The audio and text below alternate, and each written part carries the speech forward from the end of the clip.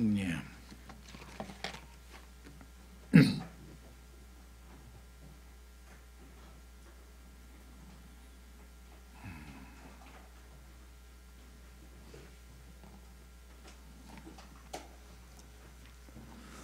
예, 우선 고린도전서 1장 1절에서 3절까지 읽고 기도하겠습니다.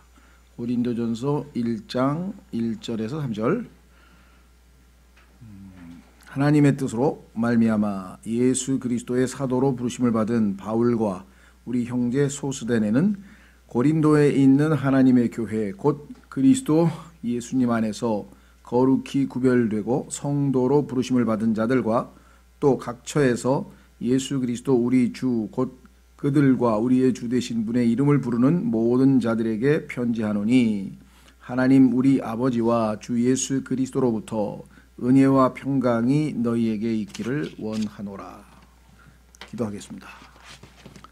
하나님 아버지 고맙고 감사합니다. 주님께서 허락하신 이 복된 시간에 다시 하나님의 말씀 앞에 섰습니다.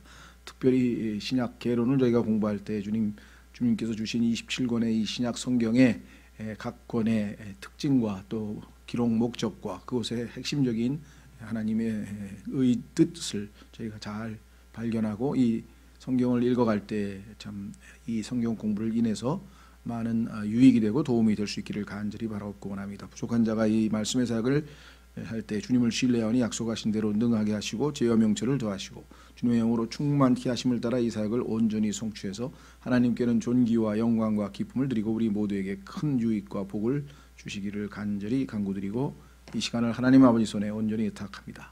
모든 말씀을 우리 주 예수 그리스도 이름으로 기도하옵나이다. 아멘.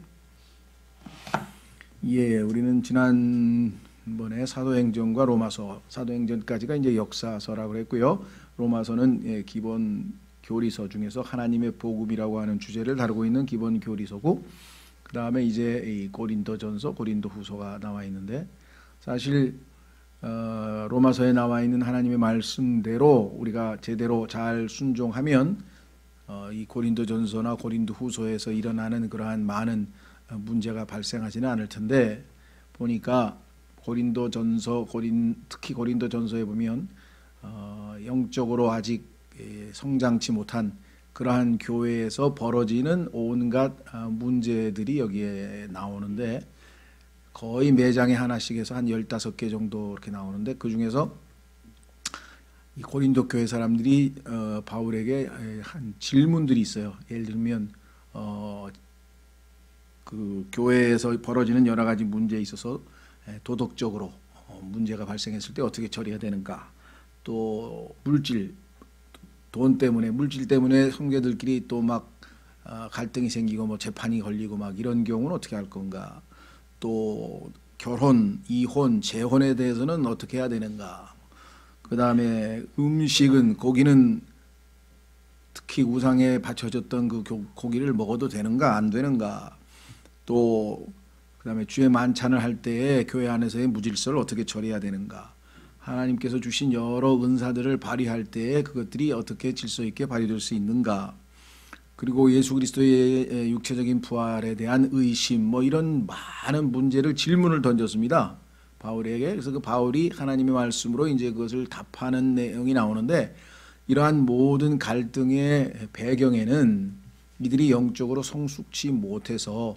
즉 이 영적으로 어린 것으로 인한 분열, 다툼으로 인해서 이러한 것들이 생겼다. 그래서 바울은 5장서부터 구체적인 답변을 하기 전에 앞부분에 분열 문제를 좀 집중적으로 다루고 있고, 그래서 고린도전서 13장에 그 유명한 사랑장이라고 하는 사랑이 들어가는데, 왜냐하면 그 모든 것은 사랑이 있다면 자동으로 해결될 문제들인데, 사랑의 부족으로, 사랑을 실천치 못함으로, 그렇게 해서 그 고린도 교회의 다름 아닌 사랑, 그 유명한 사랑장이 고린도 교회 13장에 들어가 있는 이유가, 그들이 이 사랑의 부족으로 인해서 이와 같이 분열된 교회의 모든 갈등이 다 표출된, 어떻게 보면은 제일 뭐라고 표현해야 되나, 온갖 문제를 다 가지고 있는 교회를 하나님께서 여기다 소개를 해놓았는데, 그러면 이 사람들의 그 잘못을 수치를 다 뭐 노출시켜서 어떻게 하시겠다는 거냐.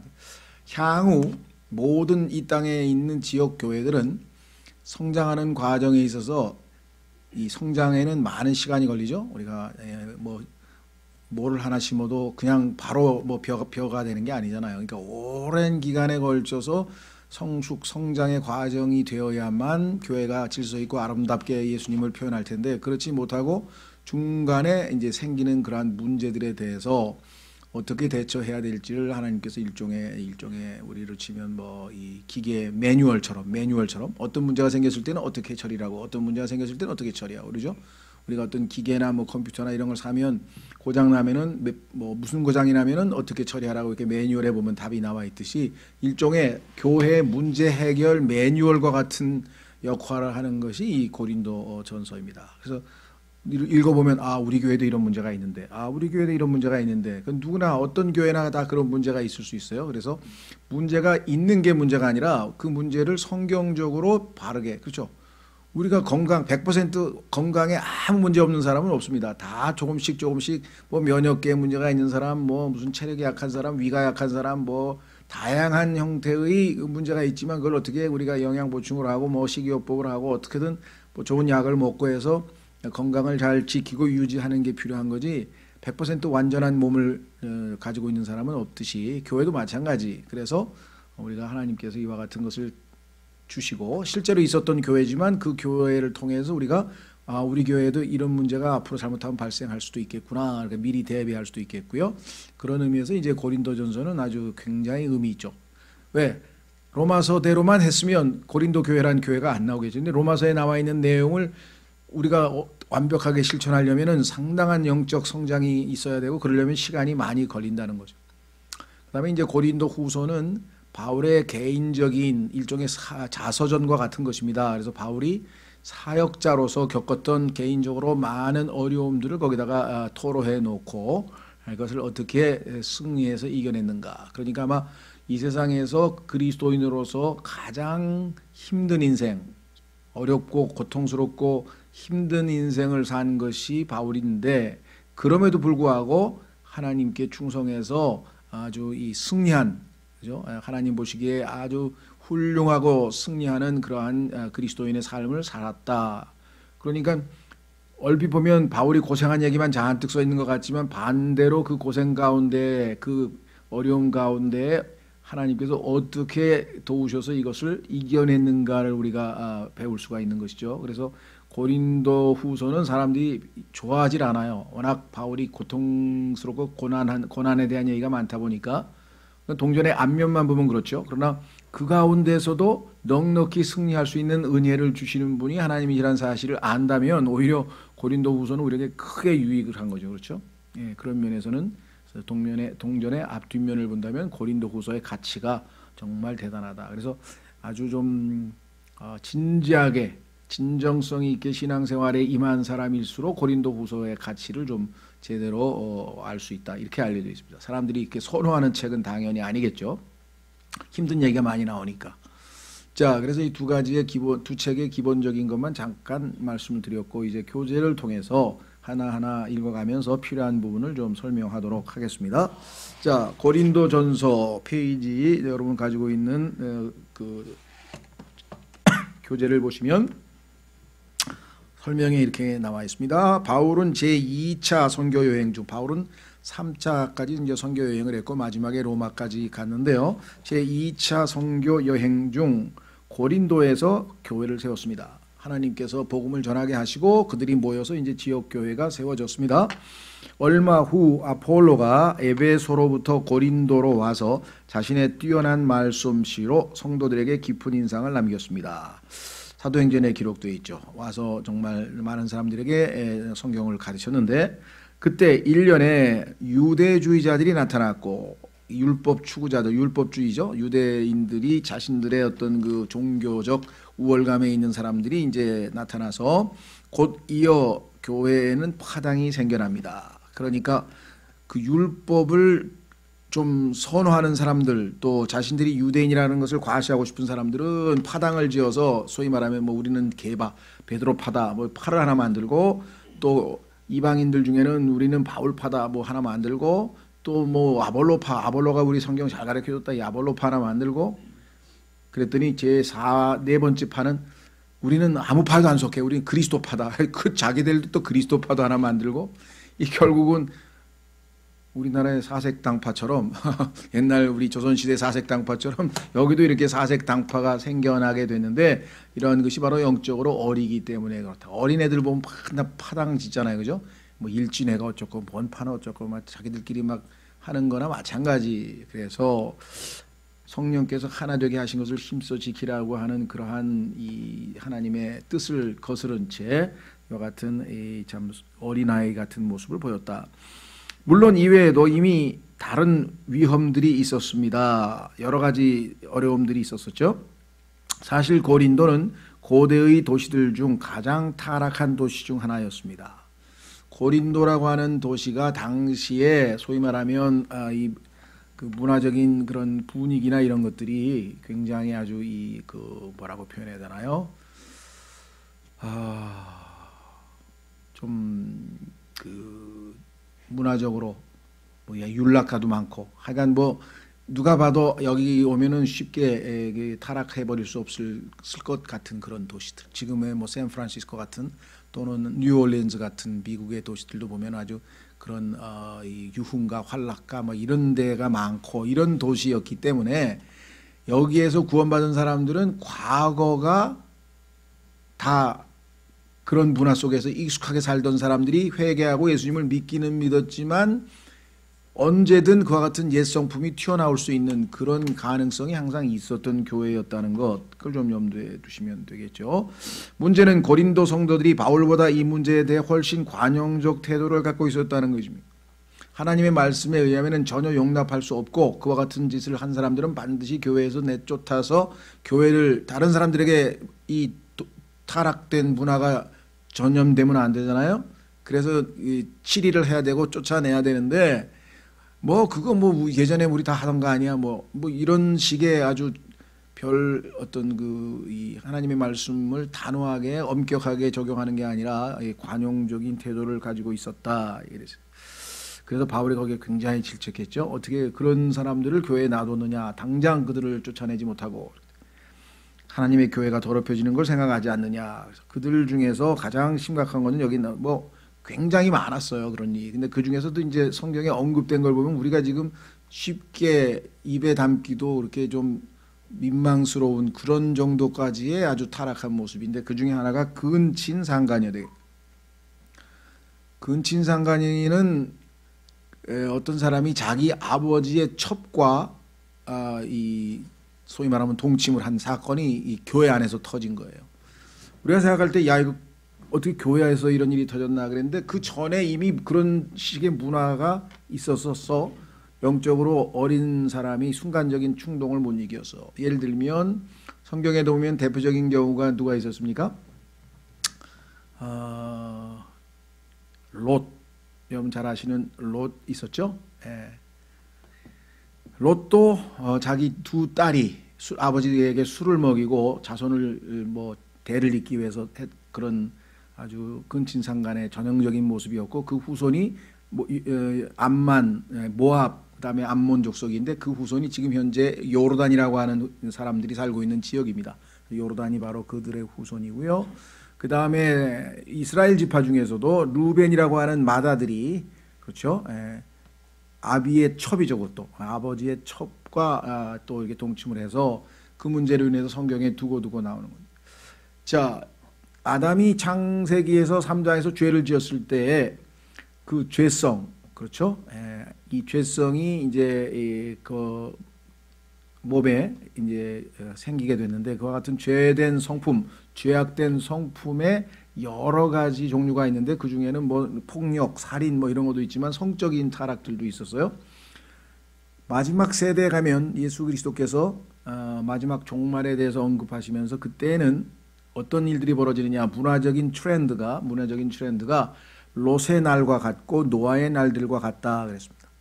자, 롯의 날은 여러분 잘 아시는 것처럼 창세기 19장에 소돔과 고모라의 심판을 통해서 알다시피 이 동성애라고 하는 것이 하나의 문화 트렌드입니다. 그냥 누구나 다 웬만한 사람의 동성애가 다 아주 일반화되어 있는 그런 문화권이 이 소돔이라고 하는 도시여서 하나님께서 하늘로부터 불과 유황을 내리어서 다 심판하시게 되는 것이 이 성경에 나오고, 그 전에 창세기 6장에 노아가 살던 시대는 또 어땠는가? 그때도 엄청난 성적인 타락이 있었는데, 그거는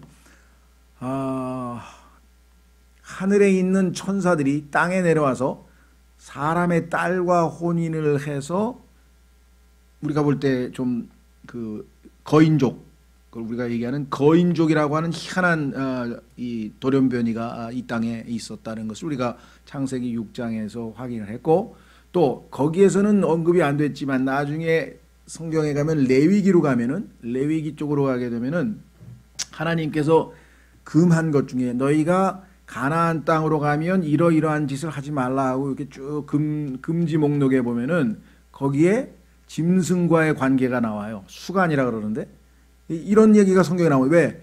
이미 창세기 6장에 천사들이 지상에 내려와서 짐승과도 관계를 맺어서 소위 말하면 사자와 인간과의 관계에서 태어난 것이 소위 말하면 스핑크스라고 하고, 그 다음에 말과 사람과의 관계가 켄타우루스라고, 말과 사람과 염소의 사이에서는 사티로스라고 하고, 그러니까 하나님께서는 사람은 사람, 짐승은 짐승, 소위 말하면 모든 것을 종류대로 퓨리티, 순결, 순수하게 순종으로 만들어 놨는데, 이 모든 질서를 다 망가뜨려서 그와 같은 일들이 벌어지게 된 것이죠. 그래서 그 문화가 이미 가나안 문화에, 가나안 지방에 이미 퍼져 있었기 때문에 하나님의 백성이 출애굽을 해서 거룩하게 하나님의 백성이 된 자들은 그와 같은 문화에 도저히 이렇게 오염되어서는 안 된다고 했기 때문에, 너희가 요단강을 건너서 들어가거든 그들을 짐승서부터 남녀노소 아기까지 싸그리 다 죽이라는 얘기는, 왜냐하면은 잔인해서 가는 게 아니라 균을 멸균시키자는 거예요, 하나님께서는. 그래야 하나님의 백성을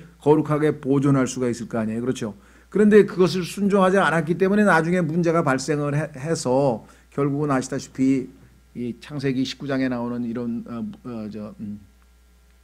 레위기에 나와 있는 그런 많은 문제들이 생겼죠. 근데 하여간 이 고린도 교회에도 보니까 이와 같이 근친상간이라고 하는 생겼죠. 자, 오늘날 우리나라는 어떠십니까? 지금 뭐 동성애나 아니면 축제까지 막 국가에서 뭐 지원까지 해가지고 축제까지 벌이고 있는 난장판이 된 거는 말할 것도 없고요. 최근에 보면 신문에 가끔씩 보면은 근친상간으로 인해서 일어난 것에 대한 뉴스가 자주 나옵니다. 미국은 지금 엄청나게 이게 지금 많이 벌어졌어요. 근친상간이라는 게 지금 미국에서 엄청나게 많고요. 그 다음에 여러분 잘 아시는 에이즈라고 하는 질병이 사람과 아프리카에 있는 푸른 원숭이, 즉 짐승과의 관계에서 생겨난 바이러스입니다. 그런데 이것이 이제 뭐 정말 21세기에 지금 뭐 어마어마한 문제가 터진 거죠. 그러니까 하나님께서 금하신 것으로 인해서 스스로 인간이 저주를 불러온 것들이 지금 뭐 물밀듯이 들어오게 됩니다. 그 나중에 이제 성경에 따르면은 적그리스도의 칭호 중에 하나가 불법인데요, 불법자.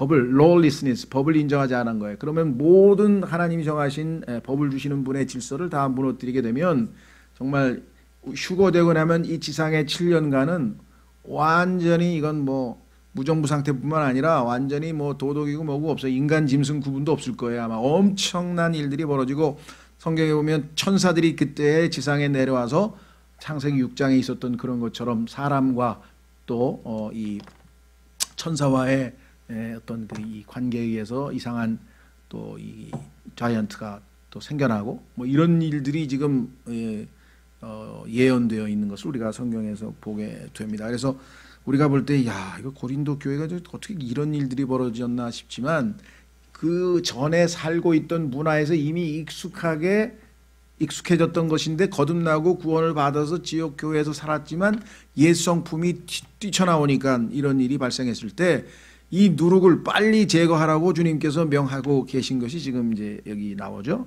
그래서 그 다음에 그 외에도 바울, 지금 현재 우리가 살고 있는 시대도 뭐 고린도하고 지금 뭐 다를 게 하나도 없습니다. 이 마지막 때에 지금 우리의 지금 삶의 현장을 보게 되면은요, 이 외에도 바울은 고린도 성도들이 제기한 문제들에 대한 조언을 이 서신에 담아 보내게 됩니다. 대체로 바울은 고린도 교회가 갖고 있던 몇 가지 중요한 문제를 다루어야 했고, 이에 그들의 논쟁과 이 문제에 대한 비전과 확신을 담아 답변을 보낸 것입니다. 고린도전서는 바울 서신 중 가장 길고, 길이가 길다 이 말이죠. 교회의 질서에 관한 중요한 내용을 담고 있는 서신입니다. 자, 그러면 개요를 먼저 한번 훑어보도록 하겠습니다. 첫 번째, 도입 인사말이죠. 그 다음에 교회 안에서 너에게 있는 분열의 원인이 뭐냐? 너희가 영적으로 갓난아기, 성장이 하나도 안 되고 엄마 뱃속에서 태어났는데 벌써 한참 시간이 지났는데 아직도 젖을 빨고 있는 그런 영적인 어린아이니까 너희들끼리 파당을 짓고 분열하고 다투고 있지 않느냐. 그래서 여기 지금 분파주의의 속 좁은 모습이 나와 있고, 배타주의, 우리는 우리끼리 너희는 너희끼리, 이런 잘못이다. 그 다음에 우리는 하나님이 지식 은사를 많이 줬다, 그래서 하나님이 주신 은사 자랑을 하고, 지식 우월주의, 이것도 역시 잘못이고, 나는 성경을 50번 읽었어, 성경을 너보다 많이 알아, 뭐 이런 다툼이 벌어지는 것, 정말 우리가 볼 때 어리석은 짓이죠. 그 다음에 그 분파주의의 특성은 영적이지 않다, 다시 말해서 육신적이다 그런 얘기는 영적으로 어리다라고 성경에 나와 있죠. 그 다음에 분별 있는 행동이 아니다. 그래서 이 근본 처방은 영적으로 성장치 못한 분열이다, 이렇게 했고요. 구체적인 질문에 대한 답변은 두 번째, 교회에서의 징계, 도덕적 문제, 아까 나왔죠. 근친상간에 대해서 그런 사람은 누룩을 빨리 제거해라, 오염시키기 전에. 그래서 그 형제를 교회에서 쫓아내라. 두 번째는 물질적인 문제, 교회에서 돈 빌려주고 뭐 이런 문제 가지고 다투고 재판하고 하는 것에 대해서 차라리 손해보는 게 낫지 그런 것을 해야 되겠느냐라고 얘기를 했고, 세 번째, 교회 안에서의 어려움 중에 개인적인 행동 중에서는 이제 결혼, 이혼, 재혼, 뭐 이런 문제가 지금 그냥 문화에 일반적으로 있었던 일이니까 늘상. 그런데 성경적으로 이제 하나님이 정하신 규례에 따르면 어떤 경우에 이혼이 허락이 되고 어떤 경우에 재혼을 해야 되고, 재혼할 때는 어떤 규례에서 이것을 질서를 잡기 위해서 답을 했고, 그다음에 음식, 아까도 말씀드렸죠.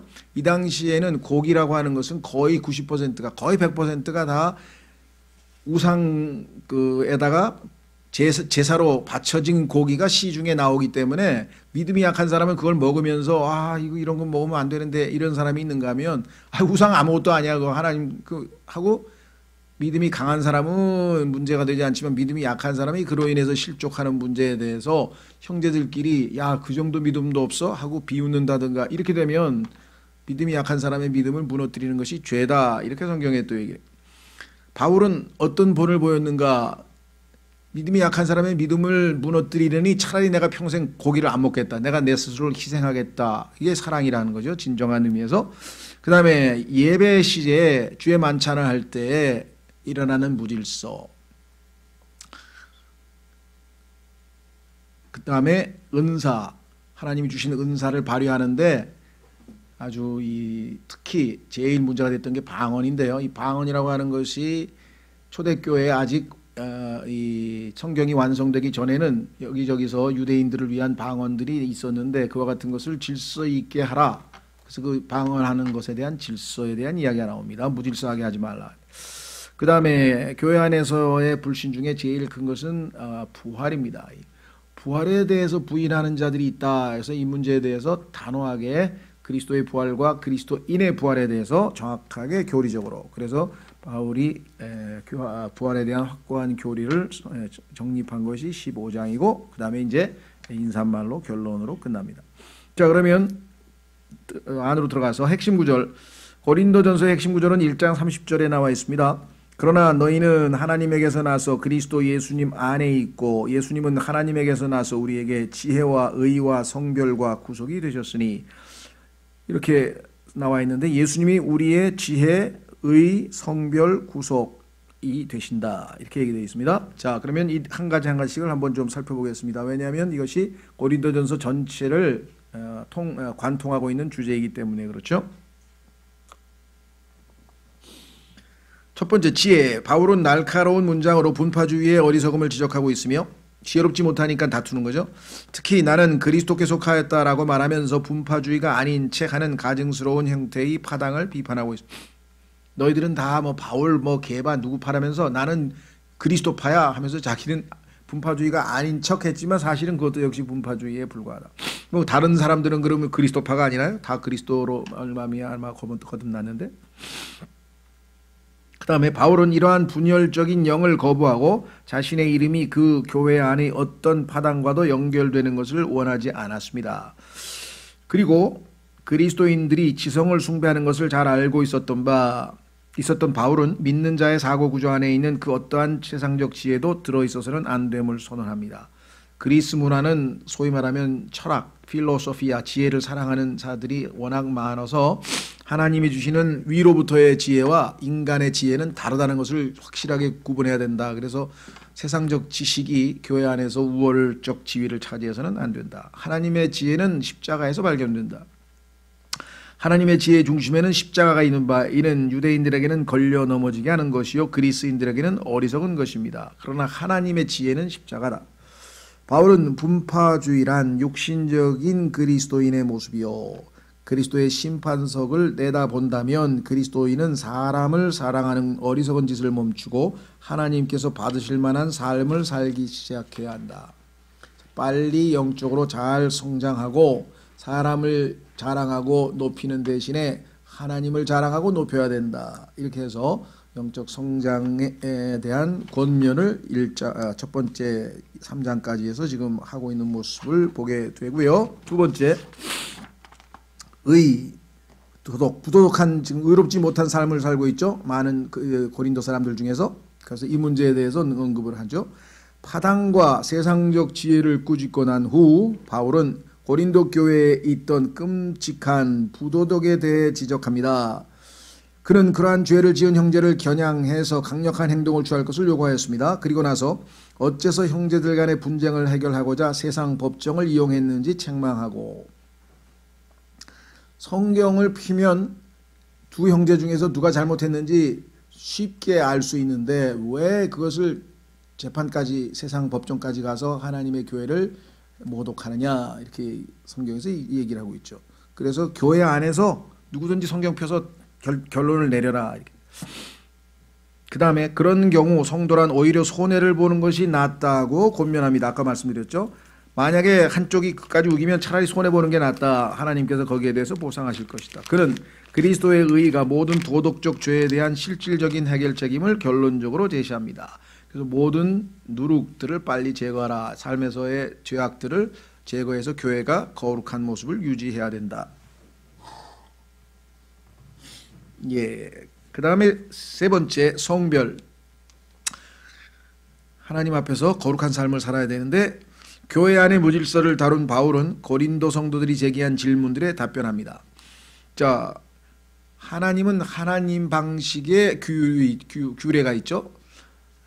세상의 법정에서는 허용하는 이혼이라도 성경에서는 허용하지 않는 이혼이, 하나님께서 정하신 하나님에 의해서 허락된 이혼은 딱 세 가지밖에 없어요, 성경에. 그러니까 첫째는 배우자가 죽은 거죠. 그럼 자동으로 그건 이혼이 되는 것이고, 두 번째는 배우자가, 믿지 않는 배우자가 집을 나가버리는 겁니다.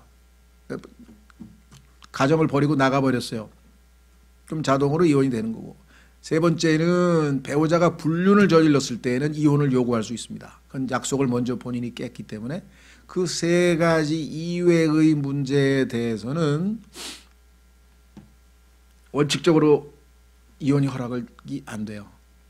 이제 구체적으로 요즘에 폭력, 술 먹고 밤낮 주워 패는 남편은 그럼 어떡할 거냐, 뭐 이런 이제 구체적인 문제가 나오겠죠. 이제 그런 문제도 이제 우리가 혹시라도 발생하게 되면 그건 성경적으로 우리가 이제 다 해서 그거를 그 세 가지 이외에 그러면 무조건 안 되냐, 이런 건 아니고요. 그런 케이스를 이제 성경적인 여러 원칙에 따라서 다뤄야 하겠습니다만은, 그래도 기본적으로 그냥 뭐 요즘에처럼 그냥 뭐 마음에 안 들면 뭐 하고 말고 막 이런 방식으로 해서는 안 된다. 하나님의 교회는 거룩한 것이기 때문에. 뭐 오늘 신문에 보니까 뭐 어떤 제안을 했는지 뭐 잘 모르겠는데, 결혼한 지 10년이 되면 자동적으로 이혼이 되도록 법을 만들자 뭐 이렇게 만들었더라고요. 그래서 왜 그러냐니까 그때 가면 거의 싸우고 이혼하는데 그냥 자동으로 이혼하고 새로 결혼하게 만들지 법을 10년마다 한 번씩 새로 결혼하게. 그래서 도대체 또 어떤 이걸 뭐 욕을 해야 되나 말아야 되나 어떤 사람이 그런 법을 또 국회에다 냈는지 마는지 그러고 앉았으니 그래서 뭐 요지경은 요지경 속인 것 같아요 지금. 그렇죠? 네, 이건 뭐 이걸 이외에도 막 상상을 초월한 일들이 지금 뭐 많습니다.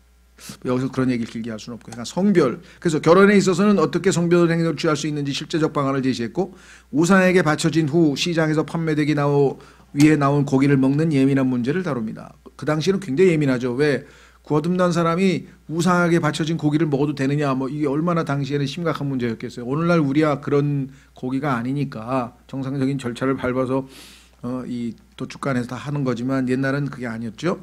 그가 제시한 원칙은 실로 확고한 가치를 갖고 있다고 할 것입니다.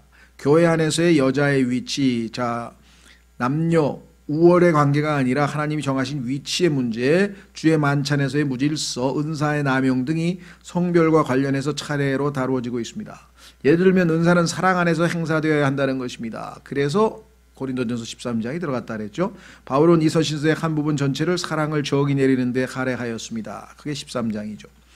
그 다음에 구속. 자, 구속은 조심하셔야 됩니다. 왜냐하면 세상에서 얘기하는 뭐 이명박 대통령 구속 뭐 이런 거 구속이 아니고 여기서는 값을 치르고, 그렇죠? 값을 치르고 다시 산다는 얘기인데, 우리의 혼의 구속은 예수 그리스도의 십자가의 보혈로 이미 이루어졌다라고 우리는 이제 배웠죠. 우리는 구속받았습니다. 그래서 구원이 이루어졌는데 아직 우리의 몸은 미래적 구속을 기다리고 있다라고 성경에 써 있어요. 우리의 몸은, 그러니까 우리의 혼은 우리의 영은 죽었던 영이 거듭났고 다시 태어났고, 우리의 혼은 예수 그리스도의 생명 즉 피값으로 사셔서 우리는 구속되었고, 그러나 우리의 몸은 예수님이 오실 때 영광스러운 몸으로 변화돼서 구속을 기다리고 있고, 그 얘기를 하고 있습니다. 그래서 여기서 이 마지막 때에 있는 것은 부활 때에 우리의 몸이 완전히 구속이 완성이 된다. 그런데 만약에 부활이 없다면은 우리의 몸이 구속이 안 되면은 구원이 3분의 2만 영과 혼만 구원받고 몸은 구원을 못 받는 거냐, 이런 정말 어리석은 또 이야기가 나오겠지 않겠습니까? 자, 그래서 구속은 몸의 구속입니다. 부활 시에 있을 몸의 구속은 이 서신서의 마지막 주제입니다. 그리스도의 부활을 강력하게 입증한 바울은 믿는 자들의 미래에 대한 모든 의심을 제거합니다. 결론적으로 그는 교회의 복음에 대해 실질적인 조언을 하고는 이 헌금에 대한 얘기는 이제 고린도 후서에서도 자세하게 하죠. 가까운 장래에 그들을 방문하기를 희망합니다. 그의 서신은 추천과 인사말로 마무리됩니다. 그렇습니다. 그래서 마무리되면서 뭐라고 얘기를 했는가 한번 확인해 보겠습니다. 16장 14절, 고린도전서 16장 14절로 가시면 이 모든 문제의 근원은 뭐냐? 사랑의 부족이었다. 그래서 모든 일을 사랑으로 하라. 고린도전서 16장 14절, 너희의 모든 일을 사랑으로 할지니라 했을 때 이 사랑은 여러분도 알다시피 굵은 글씨로 써여 있죠. 이 굵은 글씨로 쓴 것은 굵은 글씨가 아닌 일반 서체로 쓰여진 것은 영어의 love라고 하는 단어를 번역을 한 거고, 굵은 글씨는 영어의 charity라고 하는 단어를 번역을 했기 때문에, 근데 우리말로는 이걸 똑같이 사랑이라고 번역을 했으니 구분을 하려면은 글씨체로 하나는 굵게 하나는 일반적으로 해서 우리는 그런 방식으로 구분을 했습니다. 자, 예를 들면 고린도전서 13장으로 오시면, 고린도전서 13장으로 오면은 여기에 성경에서 일반적으로 love, 사랑이라고 하는 단어가 어마어마하게 많이 쓰였는데, 그 사랑 중에서 특별히 그리스도인들 간에, 크리스찬 형제들 간의 특별한 사랑일 경우에는, 그렇죠?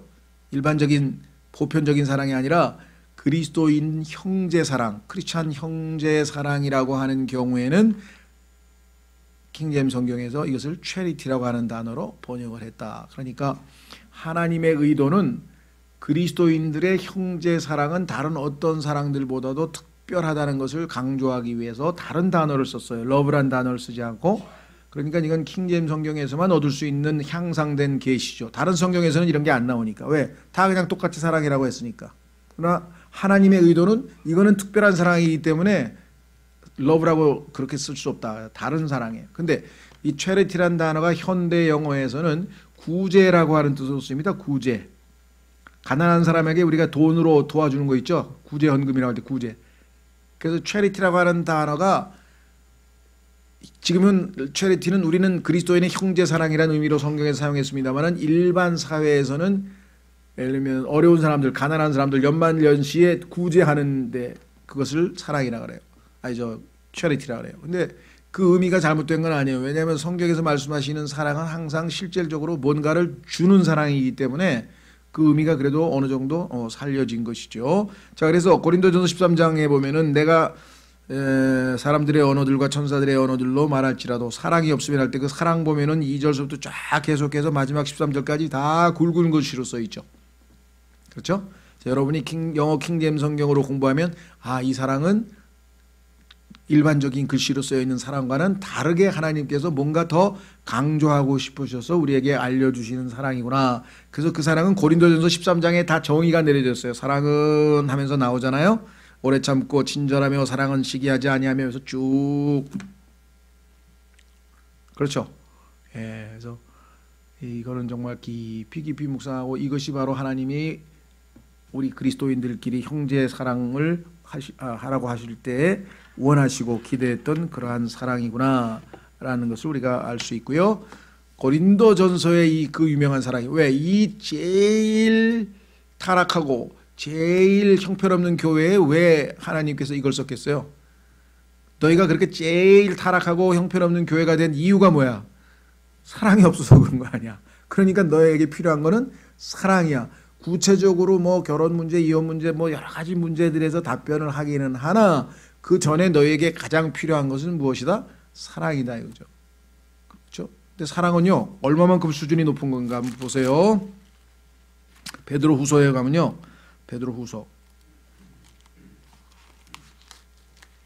베드로후서에 가면 1장. 여러분들 우리가 성경에 보면 어린애들 우리 세상에서 갓난아기 태어나면 이제 갓난아기라 그러잖아요. 갓난아기. 그러면 그 갓난아기가 영아기라 그러죠. 영아기를 조금 한 1, 2년 지나고 나면은 그 아이가 이제 유아기가 되잖아요. 그렇죠? 영아기, 유아기, 그다음에 소년기, 그다음에 뭐 사춘기, 그다음에 이렇게 해 가지고 그 나이가 들어가면서 노년기까지 쭉 있듯이 성경에서도 우리의 영적 성장에 대해서 예를 들면 갓난아이, 여기 나와 있는 고린도 사람들은 갓난아이라 그러세요. 갓난아이, 그 다음에 어린 자녀, little children, 그 다음에 자녀, 그 다음에 청년, 그 다음에 어른, 그 다음에 아비, 그 다음에 장로. 그렇게 성경에서 보면은요, 우리의 영적 성장에 대해서도 7단계로 하나님께서 성경에서 얘기를 해놨어요. 우리도 성경에 보니까 처음에 예수님을 믿는 순간에 얻은 그 믿음, 선물로 받은 그 믿음은 이제 갓난아기 때 갖고 있는 믿음의 시작이에요. 그것이 charity, 사랑으로까지 쭉 계속해서 성장을 해 가야 된다. 이게 베드로후서에 써 있어요. 확인해 보겠습니다. 베드로후서 1장 5절, 베드로후서 1장 5절. 너희가 이제 영적으로 성장하라 이거예요. 베드로후서는 영적 성장이 주제인데 베드로후서 영적 성장하는데 어떻게 되느냐? 5절. 이것과 더불어 열심을 다하여, 열심히 잘 먹고 열심히 커야죠. 잘 커야죠. 그렇죠? 열심을 다하여 너희 믿음에, 처음에 우리 믿음으로 시작했습니다. 구원받으면서 믿음의 덕은 죄를 이길 수 있는 도덕적 능력이에요. 그런데 고린도 교회 사람들은 믿음은 출발을 했는데 이 덕을 갖추지 못해가지고 그냥 여기서 주저앉았죠. 자, 그래서 도덕적인 능력, 죄를 이길 수 있는 능력 다음에는 왜 지식은 여기서 인포메이션, 정보 얘기가 아니라 예수님이 어떠신 분이신지를 알아가는 지식이에요. 예수 그리스도에 대해서 점점 알아가는 지식. 그 다음에 지식을 넘어서면 뭐야? 절제. 상당히 높은 수준이죠. 절제. 성경에 보니까 성령의 열매 중에 하나가 절제 아니에요, 그렇죠? 특성, 열매 특성 하나가 절제. 그다음에 절제를 지나서 인내.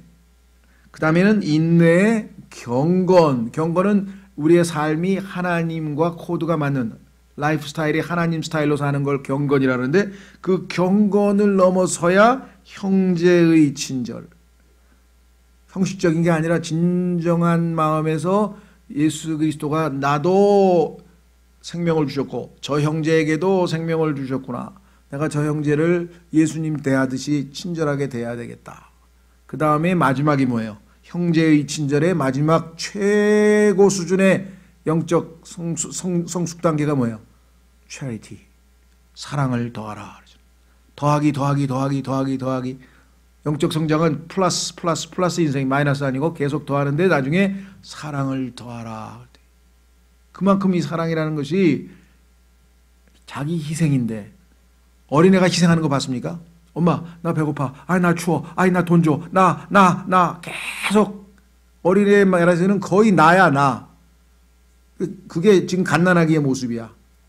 그러다가 엄마가 뭘 주면 엄마 나 괜찮아 형 줘. 그러면 이건 뭐 엄청 잘한 거야.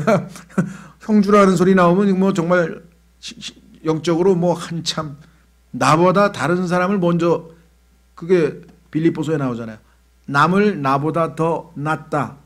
시옷, better. 나보다 더 낫게 여기라고 얘기한 것은요, 상당한 영적 성장을 얘기하는 거예요. 여러분 스스로 생각해 보세요. 내가 뭐 할 때 나보다 다른 사람을 먼저 생각하는가? 아, 저 형제가 필요한데 먼저 줘야지. 배고플 때 먼저 줘야지. 아, 저 형제 어려운데 내가 뭐 해야지. 나보다 남을 먼저 생각하는 수준으로 자연스럽게 여러분이 성장했으면 영적으로 많이 성장하신 거예요. 야, 가만있어 봐. 이거 빨리 끝나고 나 가서 1등으로 밥 먹어야 되겠는데 여기 등등등등 나부터 먼저 항상 챙기기 시작하면 뭐예요? 영적으로 아주 갓난애기지, 갓난애기. 나부터 챙기고. 기도할 때도 내 기도부터 한참 하고 다른 지체들도 도와주세요 이러면 이제 그건 갓난아기고, 다른 사람 기도 잔뜩 하고 맨 마지막에 주님 저도 불쌍히 여겨주십시오 하고 딱 끝나면 아, 이 사람은 좀 많이 성장했구나. 네?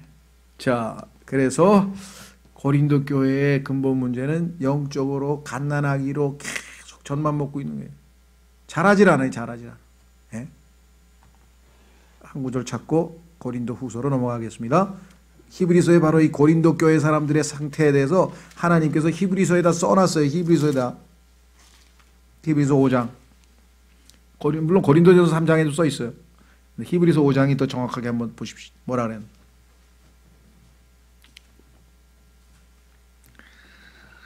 히브리서 5장 12절. 히브리서 5장 12절. 어떠십니까? 예를 들면 어떤 형제님이 한 분 계신데 오늘 딱 보니까 아이고 집에 보니까 막 이 설거지하게 산더미처럼 쌓여서 하기 싫지만 해야지. 거기까지 훌륭했어. 해야지. 근데 왜 해야 될까요? 아휴 또 잔소리 듣기 싫으니까 해야지. 그런 거 하고 아이고 집사람 바깥에서 지금 피곤하게 일하는데 와서 집에 와서 이런 거 보면 짜증나고 그럴 텐데 편안하게 쉬게 해야지. 내가 깨끗하게 치워서 편안하게 집에 와서 쉬게 해야지. 요거는 사랑으로 한 거예요. 성숙한 사람이 하는 거고. 하긴 하는데 집에 와서 아무것도 안 하고 뭐 했어? 이 잔소리 들을까 봐 할 수 없이 하는 사람이 있고, 신앙생활도 마찬가지예요. 아예 몰라 그냥 나갈래 하고 밤늦게 일부러 왜 설거지하기 싫어 나갔어 외출하고 부인이 와서 할 때 한번 그냥 슬쩍 들어와서 끼려고. 그럼 그거는 아예 그냥 정말 저 바닥에 있는 갓난아기 신앙이고. 어떠세요? 교회에서 뭐가 됐든지 뭐 청소가 됐든 뭐가 됐든지 눈에 보이는데 하여간 내가 다른 형제가 힘들기 전에 내가 먼저 해야 되겠다 이런 마음이 들었으면 여러분 많이 성장하지. 근데 그거 억지로 안 들어요. 잘 성장해서 하나님 말씀이 나에게 몸에 배어서 어느 날 자기도 모르게 내가 이렇게 생각이 바뀌었나?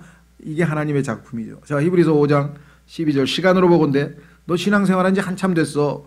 너희가 마땅히 가르치는 자가 되었어야 할 터이나 하나님의 말씀들의 첫째 기초 원리들을 남에게 다시 가르침을 받아야 할 필요가 너희에게 있나니 너희가 단단한 음식이 아니라 젖을 필요로 하는 자가 되었도다.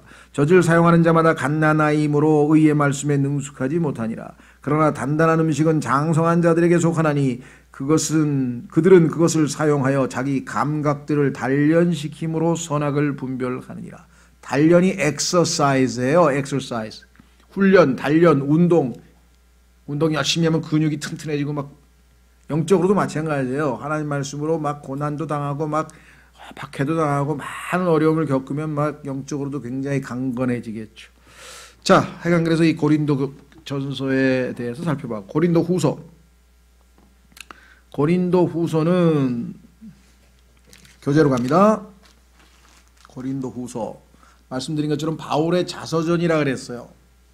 그런데 읽으면 아까도 얘기했어요. 동전의 한쪽 면만 보면 어떻게 이렇게 살아? 어떻게 이렇게 살아? 난 이렇게 못 살아. 난 이렇게 못 살아. 그런 얘기밖에 안 나오네. 너무너무 엄청난 삶을 살았는데 그런데도 바울은 항상 기뻐하라 그러면서 살았어. 예?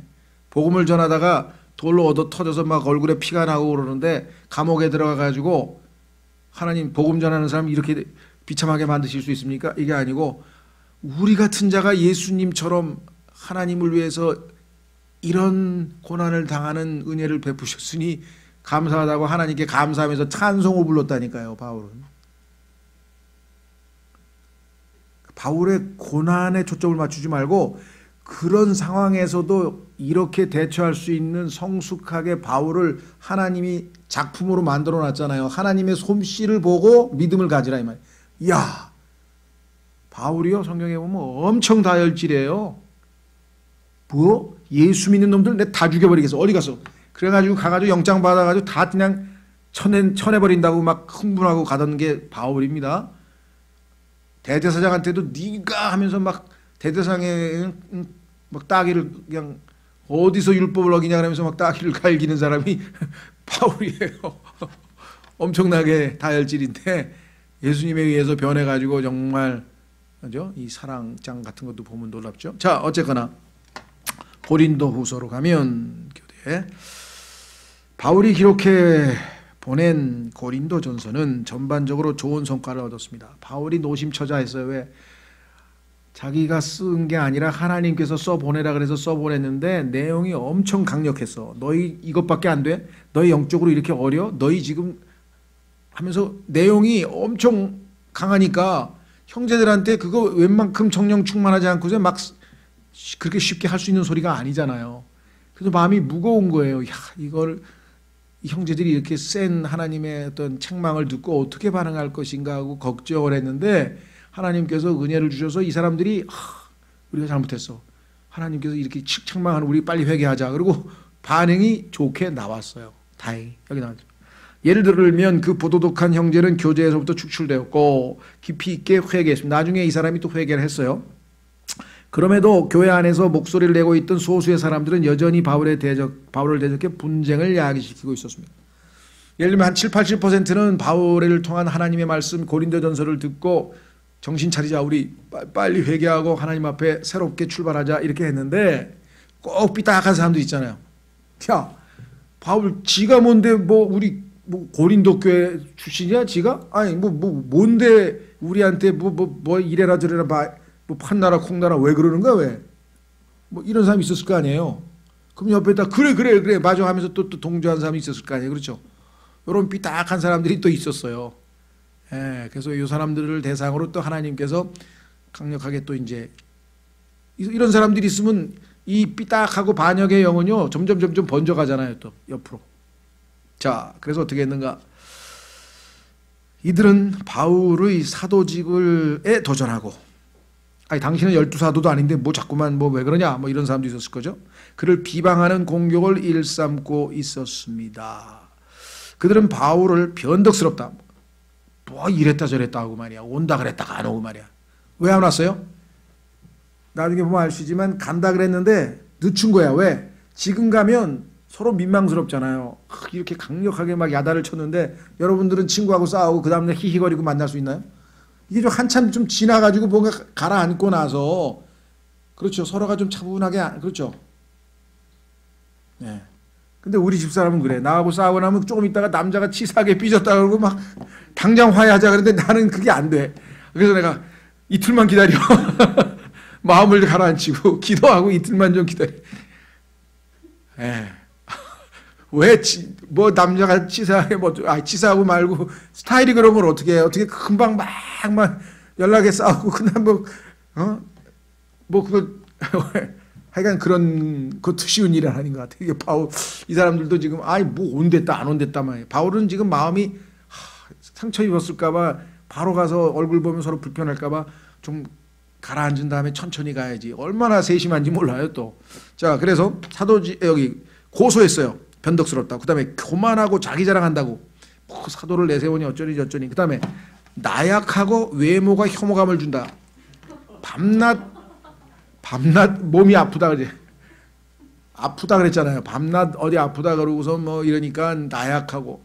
그리고 말로 글은 잘 쓰는데 또 왜 말은 이렇게 못해. 그러니까 말은 좀 서툴고 글은 근데 왜 또 이렇게 세게 써 하면서 또 빈정거리고 정직하지 못하다고. 그 다음에 심지어는 미쳤다고. 이거 미친 거 아니냐고 해요. 바울은 자신을 폄하하는 자들을 따뜻하고 열정적인 말로, 따뜻하지만 열정적인 말은요 정확하게 거기에 대해서 응대해서 정확한 해명을 했습니다. 정직하게. 바울의 모든 서신서들 중 이 서신이야말로 이 위대한 사도의 인격을 가장 자세히 들여다볼 수 있는 자서전과 같아요. 이 바울의 정말 어떤 그 인격, 삶, 그냥 사람 됨됨이가 여기 그냥 그대로 묻어나는, 그래서 가장 퍼스널한, 그러니까 공식적인 게 아니라 아주 사적인 서신 중에 하나예요. 성경에 이런 게 있다는 게 우리에게는 너무너무 감사한 것 같아요. 그렇죠? 왜 교리만 있는 게 아니라 한 인간이 이런 상황에서 어떻게 하나님을 의지하며 믿음으로 승리해 가는가. 정말 고린도 후서는 정말 유익한 책 같습니다. 자, 비교 보세요. 고린도전서는 교회 생활과 특성 및 상태에 대한 통찰. 고린도후서는 개인입니다. 사도 바울의 생활과 특성 및 상태에 대한 통찰. 교회의 전체적인 것, 이거는 개인적인 것. 객관적이며 실제적인 내용이 들어있고 주관적이고 개인적인 내용이 들어있고 두 가지의 특성을 비교해 보세요. 신중한 내용이 들어있고 열정적으로 자기를 옹호하고 방어하고 형제들에게 호소하고 막 이런 개인적인 내용. 이교적 영향력에 대한 경고, 소위 말하는 세상적 사고방식, 종교, 이러면 다른 종교, 다른 사상, 철학 이런 것들이 교회를 물들이면 안 된다. 그래서 이런 누룩을 제거하자. 유대주의적 영향력에 대한 경고. 유대인들이 율법주의로 유대인들에게 이 고린도 교회에게 영향을 미친 것에 대한 경고. 그래서 이 네 가지가 차이점이다. 이걸 상당히 비교를 잘한 것 같습니다. 자, 그러면 개요를 보겠습니다. 도입, 인사말. 고린도 후서 1장은요, 성경의 위로에 관한 말씀이에요. 그래서 정말 하나님은 모든 위로의 하나님이라. 우리가 고난 중에도 우리를 위로하실 수 있는 분이다. 그래서 바울이 어떻게 위로를 많이 받았는지 고난 중에서 사람들에게 위로의 하나님을 소개하는 내용이 나오는데요. 자, 첫 번째, 바울이 자신의 동기를 옹호함. 바울이 자신의 메시지를 옹호함. 계속 옹호하는 거예요. 왜? 하도 비방을 하니까 근거도 없이 막 요즘으로 치면 막 SNS에다가 그냥 막 비방을 하는 걸 계속 올려대니까 바울이 답변을 하는 거예요. 그런 내용이 많이 나와 있고요. 자, 그래서 자기 개인적인 옹호. 두 번째는 바울과 그의 회심자들. 자, 바울이 복음을 전해서 이들이 거듭났어요. 그래서 바울이 너희는 나의 아들들이다. 영적인 아들들. 내가 복음을 전해줘서 네가 하나님의 아들들이 됐으니까 영적인 아들들이다. 이렇게 하면서 세상에 스승은 많어. 여러분들도 많죠? 저 같은 사람 여러분 성경만 가르쳐 여러분을 내가 낳았습니까? 아니죠. 가르치는 사람 많어. 스승은. 일만 스승. 그러나 낳은 자는 하나뿐이잖아요. 그렇죠. 부모님이 날 낳아줬지 한 분뿐이잖아. 그러니까 바울이 나는 너희를 낳은 자야. 그러니 내가 너희에 대한 애정이 얼마나 남다르겠느냐. 이렇게 지금 바울은 이야기를 하죠. 그래서 복음 안에서의 신실한 동반자 관계다. 두 번째, 복음 안에서 재정적인 동반자 관계. 너희가 내가 영적인 것을 너에게 제공했으니 너희가 물질적인 것으로 나에게 제공한들 그게 뭐가 잘못된 거냐? 오히려 잘된 거 아니냐? 유대인들이 너희에게 복음을 전해줬는데 유대교회가 지금 이 뭡니까? 가뭄이 들어서 지금 막 경제적으로 정말 어려울 때 이방인 교회들이 헌금을 모아서 보내준들 영적인 것으로 공급받았으니 물질적인 것으로 보상하는 게 뭐가 얼마나 아름답고 좋은 거냐. 이렇게 하면서 아주 바울이 그 그리스도인들 간의 실질적인 사랑의 소통. 그렇죠? 물론 말로도 사랑한다는 거 좋죠. 기도도 해주는 거 좋죠. 그러나 실질적으로 주고받는 것이 얼마나 그리스도인들에게는 아름다운 거냐. 이렇게 얘기를 했어요. 그래서 성경에서 그리스도인들의 크리스찬과 헌금에 관해서 고린도후서 8장 9장에 정확하게 답이 나와 있습니다. 없는 거 하지 말라. 그러니까 작정 헌금 이건 다 할 필요도 없는 거예요. 그렇죠? 어떻게 작정을 합니까? 난 매달 10만 원씩 죽을 때까지 하겠습니다. 그건 중간에 하다가 돈 없으면 이제 어떡할 거예요? 우리가 미래에 대해서 함부로 서원할 수 없는 거죠. 그러니까 있는 것을 하는 거죠. 없는 것을 해서는 안 된다고 얘기를 했고요. 그 다음에 마음에 자기가 정한 만큼 하라 그랬고요. 그 다음에 기쁨으로 적든 많든 기쁨으로 하라 그랬고요. 그 다음에 후하게라는 것은 꼭 양에 관한 얘기만은 아니고 예를 들면 과부는 동전 2개밖에 없었는데 예수님은 정말 그 사람이 제일 많이 했다고 그랬잖아요. 후하게. 왜? 퍼센테이지로 비율로 생각해. 비율. 이 사람은 전 재산이야. 이걸로 삼각김밥 하나 사 먹어야 되는데 굶었어. 그리고 다 내버렸어. 없어. 굶었어. 그건 다 낸 거잖아요. 그렇죠. 그래서 그 비율로 볼 때 후하게 냈다. 이게 하나님 앞에. 그런 희생을 하나님 기뻐하신다 그랬죠. 자, 그래서 헌금과 관련돼서는 고린도후서 8장 9장에 답이 나와 있기 때문에 무슨 논쟁 같은 거 하시지 마시고, 자, 고린도후서 8장 9절에는 11조 그런 얘기 하나도 없어요. 그러니까 그건 다 구약에서 있었던 이야기고 무슨 이 11조 얘기가 나오면은 그건 본인이 하나님 앞에 난 10분의 1 하고 싶다 그러면 하세요. 그러나 거기서 율법을 우리에게 규정적으로 나와 있는 게 아니다라는 것 정확하게 말씀하시면 되겠고요. 그래서 헌금하는데 자꾸 마음에 걸리면요. 고린도후서 8장 9장을 읽어보시면 거기 답이 다 있어요. 한 4-5개 원칙이 있으니까 그대로 하시면 됩니다. 그 다음에 바울과 그의 비판자들, 그리고 헌금을 하는 목적은 딱 3개예요. 첫째는 이제 돈. 그리스도인이 돈 버는 목적은 먹고 살아야 되잖아요.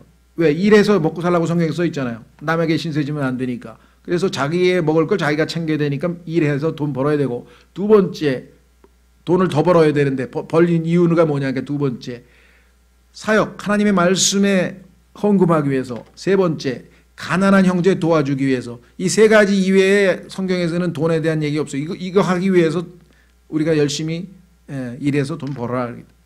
3가지를 위해서. 자, 그 다음에 바울과 그의 비판자들, 바울의 회심자들, 바울의 동역자들만 있는 게 아니라 이 세상에는요 친구만 있는 게 아니라 꼭 괴롭히는 사람이 있어요. 어딜 가든지. 그렇죠? 비판자들. 그런데 이 사람들은 또 바울의 외모 가지고 비판을 하는데요. 요즘에도 보니까 외모지상주의가 돼가지고 그냥 이게 어마어마하게 이 소위 말하는 무슨 산업이라나 뷰티 산업이라든지 하여간 얼굴 성형 산업 막 이런 게 지금 하는데 사실 그리스도인들은 전혀 신경 쓸 게 없어요. 왜? 우리가 제일 롤 모델이신데 예수님이 성경에 보니까 볼품이 없어서 아름다움도 없고 얼굴에 볼품이 없다고 써 있어. 그 못생긴 게 자랑스러운 거야 그리스도인은. 왜? 예수님을 닮았잖아. 내가 정말 인격적으로는 아직 예수님은 못 닮아도 얼굴만은 예수님을 닮았다. 이게 얼마나 그래서 전혀 신경 쓸 거 없어요. 하나님께서 예수님 창조주께서 인간들이 보기에 아름답지 않고 외모도 볼품이 없다고 되어 있는데 우리가 꼭 무슨 이렇게 볼품이 있게 그렇다고 단장하지 말라는 얘기는 아니고요. 성경에도 아름다움에 대해서 나쁘게 얘기하는 건 아닌데 그것에 대해서 신경 쓸 필요가 없다는 거예요. 하나님께서 주신 걸 믿음으로 감사함으로 받으면 되는 거예요. 그렇죠? 자, 그 다음에 입증된 사도 직분. 나는 분명히 사도들의 특성을 가지고 있다. 사도는요 2가지 특권이 있어야 돼요. 2가지 조건. 하나는 뭐냐? 예수님을 직접 목격했어야 돼요. 바울은 다마스커스로 가다 예수님을 직접 목격했죠. 두 번째, 표적과 은사가 있어야 돼요. 표적. 바울은 바울의 앞치마만 손에 잡아도 병이 나았고요. 손만 얹으면 병이 났고요. 그러니까 마가복음 16장의 사도들의 표적. 사도들은 이런 표적을 가지고 있다. 거기에 독을 마셔도 괜찮고, 바울은 독사에 물렸는데도 아무렇지도 않았죠. 그러니까 그런 표적이 반드시 있어요. 사도들의 표적이라고 써 있어요. 그런 사람만 사도지. 그러니까 지금 사도라고 뭐 속사도 뭐 사도 운동하고 요즘 뭐 사도라고 막 떠들고 돌아다니는 사람한테 간단해 그냥 비소 좀 한 컵 갖다 주고 잡숴 보세요. 그냥 괜찮으면 내가 인정해 드릴게. 그잖아요. 성경대로 그 조건을 갖춰야 돼요. 예. 그래서 바울은 난 틀림없이 사도다. 근데 사도가 아닌 사람이 사도인 척 한다고 또 그 계시록에 보면 나와요. 가짜 사도들 조심하라고. 사도도 아닌데 사도라고 하는 사람들 나오면 속지 말라고. 자, 또 사역자도 마찬가지야. 목사라는데 가짜 목사가 조심하라고 성경에 있다. 예, 그거는 뭐야? 사탄의 일꾼이니까 아무리 멋지게 막 설마 뭐 어쩌고 저쩌고 해도 잘 분별해내게 사탄의 일꾼도 있으니까 예수님의 일꾼만 있는 게 아니라 그랬어요. 예. 자, 그다음에 열정적 호소. 정말 내가 너희를 얼마나 사랑하는지. 이 열정적 호소 중에는 이런 호소가 있어요. 자, 고린도후서 12장 15절. 이게 정말 바울은 영적으로 정말 성숙한 사람이다. 이걸 느낄 수 있는 거예요. 여러분 어떠십니까? 어떤 사람에게 형제 여러분이 사랑을 줬어요. 사랑을 줬는데 그 사람은 그걸 싫어해. 사랑받는 거를 싫어해. 그리고 뭐 막 비방도 하고 뭐 하여간 못되게 굴어. 그럼 어떠세요? 여러분? 그쯤 되면? 거기서 우리는 뭐 정리하잖아. 아, 됐다. 아, 나는 이제껏 너한테 다 베풀었는데 그게 그렇게 싫다면 뭐 어떡하겠니? 그렇죠? 근데 바울은 그리할지라도 나는 너를 더욱 사랑하겠노라 그래. 그 예수 그리스도의 마음이 그 있지 않으면 그렇게까지 할 수 있을까요? 자, 고린도후서 12장 15절. 고린도후서 12장 15절. 이거는 정말 성령으로 충만하고 성숙하지 않으면 이런 고백을 자기 입으로 할 수는 없는 거죠. 14절부터 보십시오. 14절. 보라 내가 세 번째 너희에게 갈 준비가 되어 있으나 너희에게 짐이 되지는 아니하리라. 바울은요 항상 주는 사람이에요. 받는 사람이 아니에요. 어딜 가든지 줘. 왜? 사랑하니까. 사랑하는 사람 주죠. 나는 너희 재물을 구하지 아니하고 너희를 구하노니. 난 너희 재물이 문제가 아니야. 너희 마음. 너희가 나를 사랑해 주기를 원하는 마음이죠. 자녀들이 부모를 위해 모아두지 아니하고 부모가 자녀를 위해 하느니라. 너희는 내가 영적으로 낳았으니까 자녀니까 내가 내리사랑 아니냐. 내리사랑. 뭘 주더라도 내가 너희를 먼저 줘야지. 그렇죠? 네. 자, 그래서 15절 너희를 더욱 넘치게 사랑할수록 내가 덜 사랑받는다 할지라도. 어떤 사람은 바울이 사랑을 했는데도 아이 나 싫어요. 필요 없어 하면서 자꾸만 그래서 덜 사랑받는다 할지라도 나는 너희를 위하여 가진 것을 매우 기쁘게 쓰고 나 자신을 쓰리라. 내 것을 다 허비해서라도 내가 너희를 위해서 살고 싶다. 진정한 사랑을 보여주는 것이겠죠. 자, 결론 이렇게 해서 고린도후서가 마무리되는데요. 자, 그러면 그 구체적인 내용을 간략하게 한번 요약을 해보도록 하겠습니다. 바울은 그리스도를 위해 많은 고난을 당했습니다. 한번 가보겠습니다. 고린도후서 11장. 고린도후서 11장에 가니까요. 바울이 자신이 당한 고난을 거기다 좀 써놨어요. 바울이 왜 이렇게 고난 당한 사람이 진짜 사도 아니냐. 너희는 왜 나를 자꾸 사도가 아니라고 그러느냐. 이렇게 얘기를 했죠. 자, 이렇게 됐습니다. 16절 고린도후서 11장 16절 내가 다시 말하노니 아무도 나를 어리석은 자로 생각하지 말라. 만일 그렇게 생각하려거든 내가 조금은 자랑할 수 있도록 나를 어리석은 자로 받아들이라. 자기가 자랑하면 그건 어리석은 자가 하는 짓인데 너희가 하도 나를 의심하고 그러니까 내가 할 수 없이 내 자랑을 해야 되니 내가 잠시 어리석은 자가 되겠노라. 나는 내가 말하는 그것을 주를 따라서 말하지 아니하고 오직 어리석은 자와 같이 이렇게 자신 있게 자랑하며 말하노라. 주님은 이런 짓 하는 걸 원치 않지만 너희가 나에게 자꾸만 그렇게 푸시를 하니까 오해를 풀기 위해서 내가 얘기하겠다. 많은 사람이 육체를 따라서 자랑함으로 나도 자랑하겠노라. 나는 뭐 어디 가문에서 태어나서 우리 집안이 어쩌고 하면서 뭐 자기의 어떤 그런 걸 자랑한 사람이 있으니 할 수 없이 나도 자랑 좀 해야 되겠다. 너희가 스스로 지혜로움으로 어리석은 자들을 기꺼이 용납하며 또 어떤 사람이 너희를 속박하거나 너희를 삼키거나 너희에게 빼앗거나 너희 스스로를 높이거나 너희 얼굴을 칠지라도 너희가 용납하는도다. 너희도 그렇게 다른 사람을 용납하니 내 얘기도 좀 들어주라. 나는 마치 우리가 약한 자들로 지내온 것들처럼 비난하는 것에 대하여 말하노라. 내가 지금 굉장히 약하다고 생각하는 모양인데 내가 안 그렇다. 그러나 누가 무슨 일에서든지 담대하면 내가 어리석게 말하거니와 나도 담대하니라. 너희가 내가 겁쟁인 줄 알고 지금 있는데 내가 너희 앞에서는 항상 약한 모습으로 왜 대해주고 싶어서 너희가 부담스러워할까 봐 그래서 내가 항상 부드럽게 대한 거지만 내가 그렇게 녹록한 사람이 아니다. 난 담대한 사람이다. 그들이 히브리 사람이냐 나도 그러하니 그들이 이스라엘 사람이냐 나도 그러하며 그들이 아브라함의 씨냐 나도 그러하며 그들이 그리스도의 사역자냐 내가 어리석은 자처럼 말하거니와 나는 더욱 그러하도다. 사도하고 뭐 다른 사도들하고 나하고 비교해봐라. 누가 일을 많이 했나. 나는 평생을 지금 전 유럽을 전 아시아를 다 돌면서 저 스페인 끝까지 막 온 사방을 다니면서 복음을 전했는데 내가 수고를 더욱 그 사람들보다 더욱 넘치도록 하고 매도 지나치게 맞고 감옥에도 더 자주 갇히고 여러 번 죽을 뻔하였으니 너희들 중에 그런 사도 봤냐 이게. 그런데도 나를 인정 안 해? 내가 유대인들로부터 40에서 하나 뺀 매를 5번 맞았어. 율법에 따르면요 하나님께서 곤장을 칠 때는 39대까지만 치라 그랬어요. 왜? 40대 치면 잠깐 죽잖아. 그 보호하기 위해서 하나님께서 39대까지만 율법에 허락이 돼 있어요. 그때 율법의 최고가 39대인데 39대씩 5번을 맞아서 몇 대야 이게 지금? 거의 막 초죽음이 된 거죠. 그렇게 박해를 받아. 자, 3번 몽둥이로 맞고 여러분 어떠세요? 야, 그때 왜 하나님께서 그 바울을 안 도와줬을까? 예. 그렇게 생각하지 마시고 이렇게 맞아가면서도 하나님의 뜻에 순종하고자 하는 바울을 만들어내신 바울이라고 하는 작품을 만들어내신 하나님의 솜씨를 한번 생각해 보세요.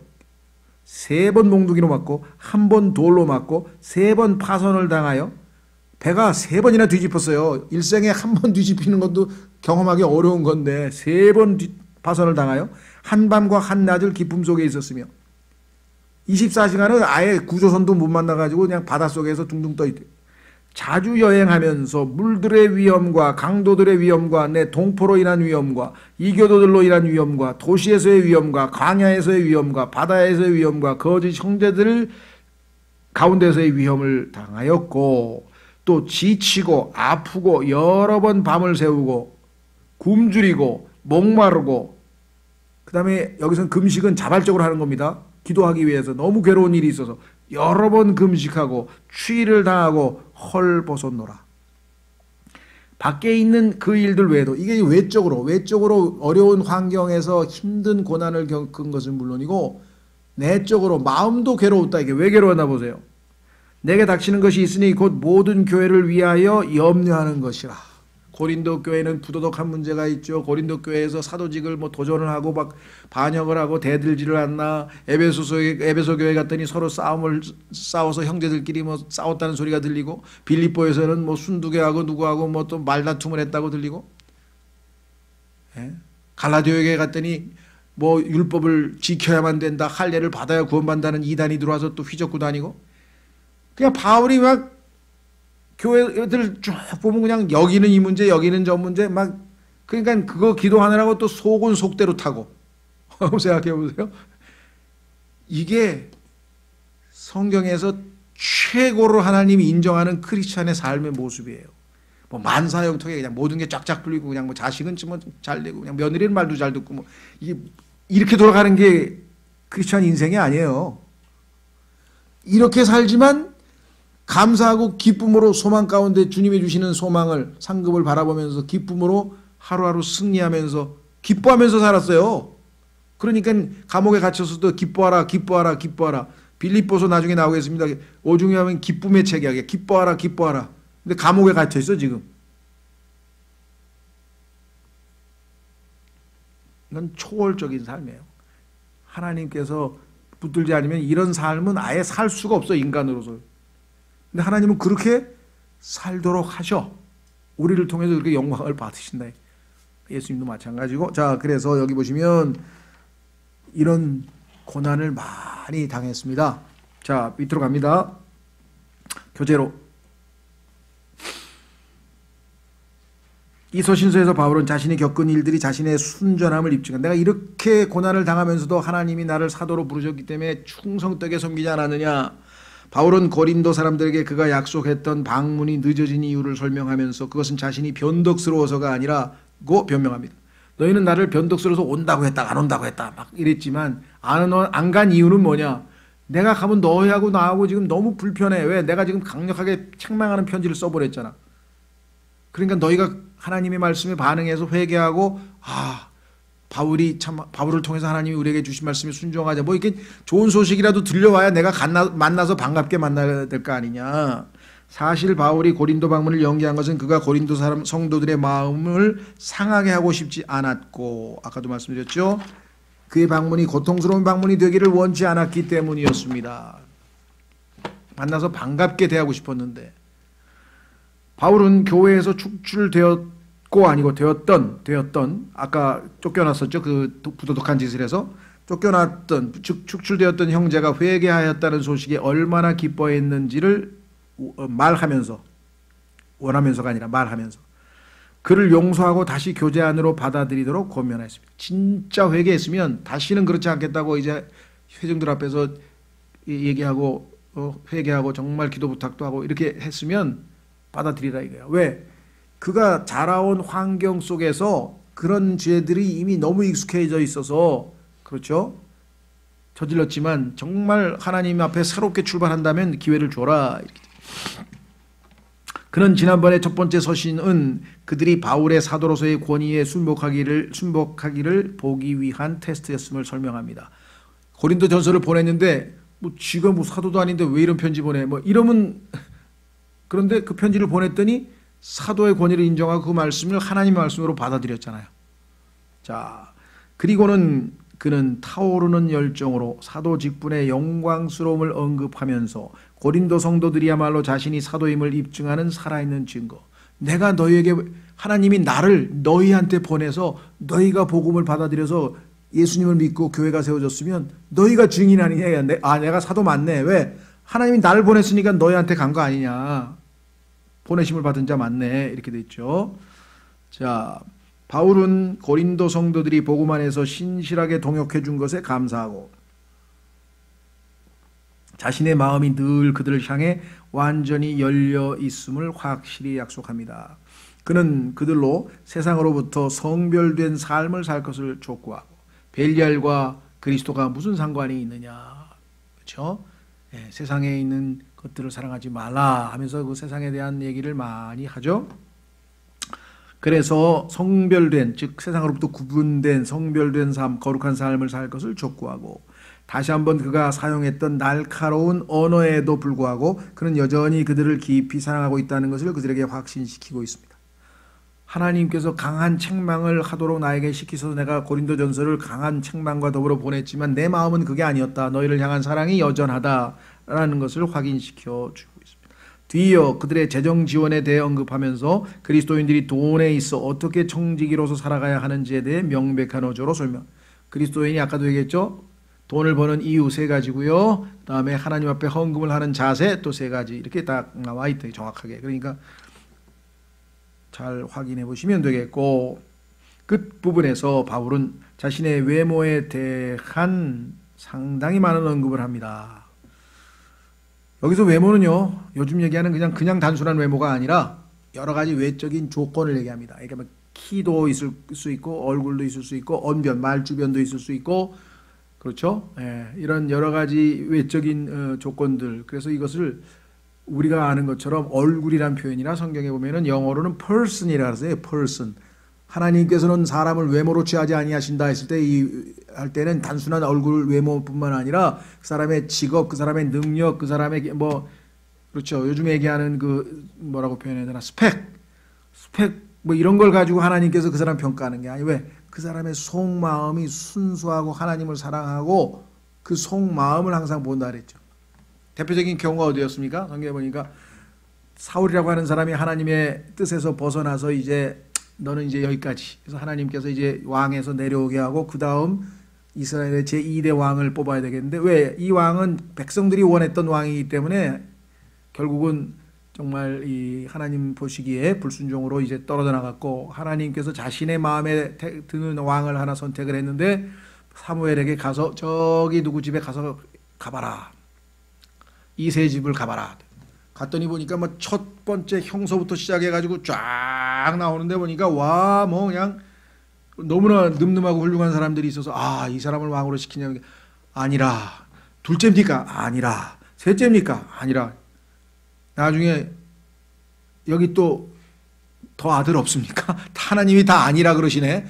더 없어요. 그랬더니 아, 이거 막내 하나 있는데 걔 지금 저기서 지금 들에서 지금 양치기 하고 양 돌보고 있다 그러고 그 아들 빨리 불러오라고. 그랬더니 그냥 아직도 어린 티가 그냥 소년 티가 나는 그런 발그스름하고 그냥 귀여운 소년인데 그가 내가 택한 왕이라 그래. 기름을 부어가지고 그러면서 하나님은 외모를 보시는 분이 아니시라. 그렇죠? 예. 그래서요. 다양합니다. 근데 요즘에도 보면은 이게 성경은 많이 배웠는데 시집장가 갈 때 보니까 외모들을 너무 많이 보더라고요. 이때 외모는 그냥 얼굴뿐만 아니라 뭐 조건을 이렇게 또 많이 보더라고요. 100% 아무것도 보지 말고 그런 의미는 아니고 그렇죠. 하나님께서 정말 제일 중요한 게 뭔가 그렇죠. 그 다음에 당연히 아이 형제 남자 그 남자는 자기가 가족을 부양할 수 있는 최소한의 어떤 이 경제력이 있어야지. 그렇지 않고 나 지금 아무것도 없는데 뭐 이럴 수는 없는 거죠. 그러니까 가정을 이루는 기본적인 것에 대해서 가족 부양에 대한 책임을 질 수 있는 어느 정도 뭐 이런 것들이 있으면 되는데 뭐 자꾸 뭘 따지고 뭐 이런 게 세상에서 자꾸 이제 그 뭐 뭐랍니까 이 회자되다 보니까 교회 안에서 형제자매들도 은연중에 모여서 말할 때는 뭐 다 믿음만 본대. 근데 믿음만 보는 게 아니더라고. 믿음만 보는 건 아니에요. 그러니까 아까도 얘기했지만 여러 가지가 있어요. 그래서 좀 이 말씀에 입각하면 우리 그리스도인들 교회 안에서도 요즘에 보니까 하나님 말씀 기준보다는 좀 다른 여러 가지를 따지고 이런 것들이 여전히 있는 것 같습니다. 자, 그래서 그는 단순히 외모가 좋아 보이는 것 이상의 뭔가를 지니고 있다고 생각합니다. 그것은 영적인 힘, 우아함 그리고 분량입니다. 그는 자랑코자 하는 자는 주를 자랑하라. 자기 자랑하지 말고 주를 자랑하라. 그는 뒤이어 바울은 다른 예수, 다른 영, 다른 복음에 조심하라는 경고를 합니다. 이 고린도 교회는요 영적으로 어리다 보니까 어린애는 항상 뭐예요? 호시탐탐 마귀가 다 노리고 있다. 어린애는 어떻게든지 넘어뜨리려고 할 거 아니에요 마귀가. 그러다 보니 다양한 종류 중에 한 가지는 뭐냐면 다른 예수, 다른 영, 다른 복음 이런 걸 들고 와가지고 미혹시키는데 넘어가는 사람들이 있더라는 거죠. 그래서 조심하라. 그는 자신이 그 어떤 사도들보다 뒤지지 않음을 언급하면서 자신의 사도직을 확고히 합니다. 그래야 고린도전서, 고린도후서를 통해서 하나님이 주신 말씀을 하나님의 말씀으로 받겠죠. 이 사람들이. 왜? 하나님이 보내신 사람 확실하다 이래야죠. 자기 자신을 내세우는 게 아니라 이들의 믿음을 위해서는 그게 확실히 다져져야만 합니다. 그는 자신이 그리스도를 위해 겪은 많은 고난들을 간략하게 언급하고 아까 쭉 썼죠. 뭐 했는지 쭉. 짧게 썼지만 그 한 가지 고난이 얼마나 엄청났겠어요. 자신이 본 하늘의 환상을 묘사하면서 그것이 너무도 엄청나서 주께서 자신에게 육체의 가시를 허락하셔야 했음을 언급합니다. 하나님께서 자신을 셋째 하늘까지 데려가셔서 하나님 계신 왕좌에 계시록 4장 5장에 있는 광경을 다 보고 왔다는 거예요. 그래서 너무나 많은 계시와 너무나 많은 그런 하나님께서 자신을 그렇게 보상하셨기 때문에 잘못하면 자만해서 그렇죠? 교만의 죄를 지을까봐 하나님께서 죽을 때까지 계속 어떤 육체의 가시, 사탄의 사자, 그것이 이제 어떤 질병이었다고 우리가 생각하는 거죠. 그래서 병을 달고 살았는데 하나님은 또 마음이 약해지고 불쌍하니까 누가라고 하는 의사를 옆에 붙여서 항상 이 사역하는데 선교 여행하는데 붙여주셨다. 이렇게 우리는 성경을 통해서 확인해 볼 수 있죠. 그래서 육체의 가시를 허락하셔야 했음을 언급합니다. 그래서 이거를 좀 하나님 너무 괴롭습니다. 고쳐주세요. 3번을 기도했더니 하나님께서 응답하시기를 내 은혜가 내게 족하도다. 그동안 준 은혜만으로도 충분히 신앙생활할 수 있으니까 그냥 견디면서 살라 그런 거예요. 그래서 바울이 하나님 뜻인 줄 알고 오히려 이 육체의 가시 때문에 하나님을 전적으로 더 의지하게 되고 자기가 약할 때 더 강하게 된다는 체험을 통해서 이 육체의 가시를 포함해서 자신의 나약함을 감사하고 자랑하고 다닌다. 내가 이렇게 약하고 이렇게 부족하기 때문에 하나님이 날 늘 도우셔서 이렇게 하나님의 일을 할 수 있었습니다 하고 자랑할 수 있었다. 역설이죠. 똑똑하고 훌륭한 사람을 쓰는 게 아니라 하나님은 항상 그래요. 내가 너희 민족을 그냥 바다의 모래같이 하늘의 별같이 그렇게 많이 주겠다. 근데 왜 부인이 아기를 못 낳아? 아기를 못 낳는 부인을 줬어. 불임 여성을 주고서는 하나님이 하신다는 약속이 그냥 바다의 모래같이 하늘의 별같이 잔자순을 준다 그러니까 이게 어떻게 된 일이냐 이게. 그 얘기는 뭐예요? 하나님이 하시겠다는 거죠. 그걸 알려주기 위해서 계속 여러분 잘 아시는 첫 번째 사라도 그렇고 두 번째 리브가도 그렇고 계속 한나도 그렇고 하여간 하나님이 쓰신 여성들이 다 여성으로서는 정말 가장 힘든 그 아이를 못 낳는 그것 그런데 다 어떻게 했어요? 하나님께서 다 하나님의 능력으로 하셨잖아요. 바울도 마찬가지. 그래서 이렇게 나약한 상태로 고난 상태에 있을 때 하나님께서 하셨구나. 누가 봐도 그래. 바울이 저렇게 약한 사람이 어떻게 그냥 아니 당시에 뭐 교통편이 어디 있어요? 그러니까 그 유럽 아이고 이건 뭐 요즘에 뭐 유레일 패스 타고 아니면 뭐 비행기 타고 다녀도 고속버스 타고 다녀도 이게 정말 얼마나 먼데 이거를 그냥 다 걸어서 그냥 한두 번도 아니고 막 두세 번씩 다니면서 평생을 걸어서 다니면서 복음을 전했는데 몸은 아픈데도 어떻게 이렇게 건강을 유지할 수 있었을까요? 하나님께서 하셨구나. 그래서 하나님이 사람들에게 영광을 받으시기 위해서 이렇게 바울같이 나약한 사람을 쓰신다. 그렇죠. 자, 그래서 육체의 가시를 허락하셨음을 언급합니다. 그러나 이 가시마저도 실상은 위장된 축복, 실상은 축복이었다는 거죠. 이로 인해 그가 전적으로 하나님의 은혜에 의지하는 법을 배울 수 있었기 때문입니다. 그렇죠. 항상 아픈 상황에서 어떻게 하나님을 의지하지 않고 하루라도 살 수 있었겠어요. 오히려 그게 은혜가 됐다. 하나님을 놓칠 수가 없는 상황을 만들어 놓으셨다. 바울은 다음번 고린도에 오게 되면 자신의 비판자들에게 관대히 대하지 않을 것이며 하나님의 권위를 내세우는 게 사도로서 이제 두 번씩이나 너희에게 분명하게 하나님 말씀을 전했는데 그래도 너희가 거부한다면 이제 단호하게 대처하겠다. 그들의 능력을 시험해 보리라고 경고하면서 서신을 마무리합니다. 그러나 그의 이 발언마저도 애정과 은혜와 사랑과 교제가 듬뿍 담겨 있음은 물론이라고 하겠습니다. 그렇죠. 왜? 협박하기 위해서가 아니라 바로 잡아주기 위해서 강력한 이야기를 할 수밖에 없었다라고 하는 것을 우리가 알 수 있죠. 그렇죠? 예, 그래서 한 구절만 더 찾고 마치겠습니다. 사도 바울은 곳곳에서 할 수 없이 자기 자신의 얘기를 할 수밖에 없는 상황에 놓이게 됩니다. 자기가 자기 얘기를 하는 것은 어리석은 거지만 사람들에게 있는 사실 그대로 얘기할 수밖에 없는 상황이 놓일 때도 있었어요. 이제 고린도후서가 그런 것이고요. 그 중에 하나 또 이 데살로니가 전서인데요. 데살로니가 전서에 보면은 진정한 사역자의 모습이 나옵니다. 데살로니가 교회는요, 1장에 보면은 진정한 회심. 야, 예수 안 믿던 사람이 이게 진짜 예수님을 믿은 모습이구나. 그래서 예수님을 믿을 때 어떤 방식으로 믿었고 믿은 후에 어떻게 살았고 그래서 그들의 변화된 모습이 이건 진짜 모범적인 샘플, 제대로 된 모범적인 회심의 모습을 1장에 보여요. 그 다음에 2장에는 모범적인 사역자의 모습이 나와. 이렇게 사역하는 게 진짜 사역이구나. 그리고 5장에 가면 모범적인 교회의 모습이 나와. 그러니까 모범적인 교회가 생겼구나. 그렇죠? 자, 그래서 사역자의 모습 한번 보세요. 데살로니가 전서 2장에 보면 형제들아 우리가 너희에게 들어간 것이 헛되지 아니한 줄을 너희 자신이 아나니. 열매가 나와서 교회가 세워졌으니까 헛되이 한 것 아니죠. 너희가 아는 바와 같이 우리가 전에 빌립보에서 고난을 당하고 또 치욕을 당한 뒤에도 많은 싸움을 싸우며, 이건 영적 싸움입니다. 많은 싸움을 싸우며 하나님의 복음을 너희에게 말하려고 우리 하나님 안에서 담대하였노라. 데살로니가에 가서 우리가 얼마나 담대하게 여러 장애물을 이겨내면서 복음을 전했는지 너희가 알지 않느냐. 우리의 권면은 속임수나 부정함에서 나지 아니하였고 간사함으로 한 것도 아니었노라.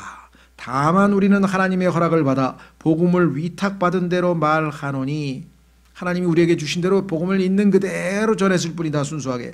이것은 사람들을 기쁘게 하려 함이 아니요 오직 우리의 마음을 시험하시는 하나님을 기쁘게 하려 함이라.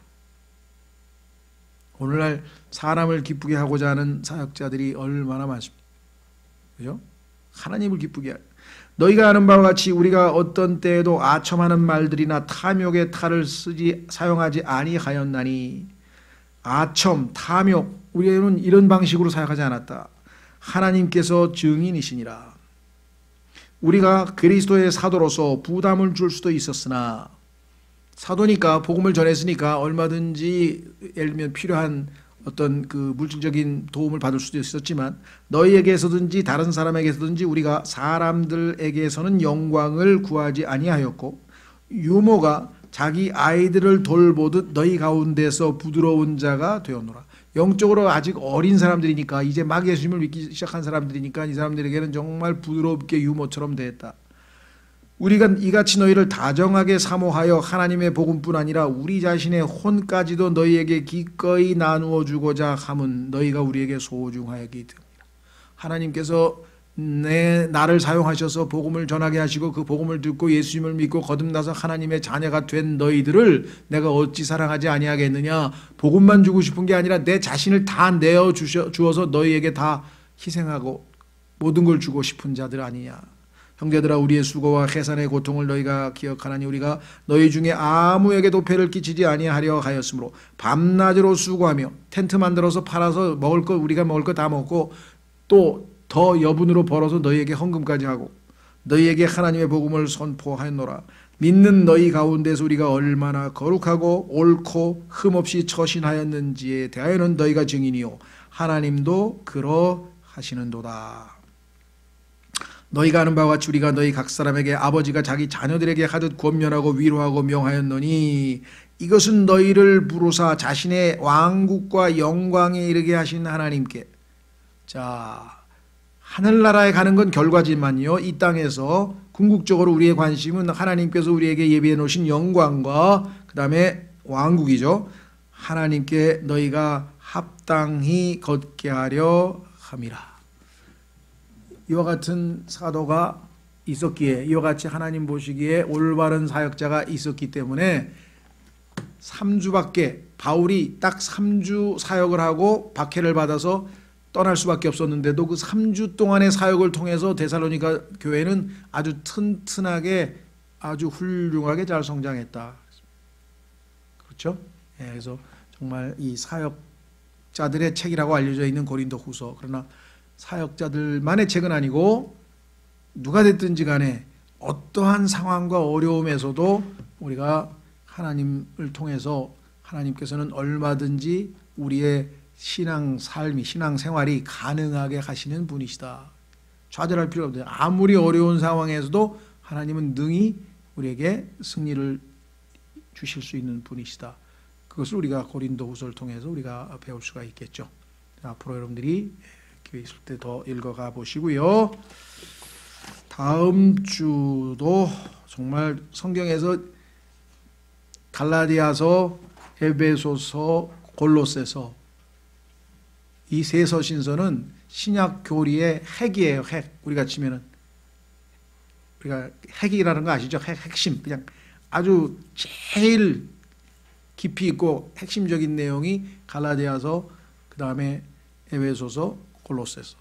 빌립보서는 좀 상당히 좀 즐겁고, 왜냐면 이거는 좀 아까도 얘기했지만 좀 교리서라기보다는 정말 기뻐하라. 그래서 그리스도인의 삶이 얼마만큼 기쁨으로 충만해야 되는지와 관련된 내용이고, 교리서로서는 아주 제일 압축되어 있는 최고의 신약교회의, 그래서 에베소서의 테마는 주님의 몸된 교회고, 골로새서는 머리 되신 그리스도고, 그리스도 교회에 대한 얘기고, 그 다음에 갈라디아서는 우리 그리스도인이 구원받은 이후에 진정한 자유로운 삶, 그리스도인의 자유의 대연장이라는데요. 율법의 속박이 아니라 진정한 자유로운 삶을 살면서 어떻게 성령의 열매를 맺을 수 있는지, 그 얘기가 지금 갈라디아서에 나와 있습니다. 여러분들이 계속해서 보겠습니다. 오늘은 여기까지 하겠습니다. 예.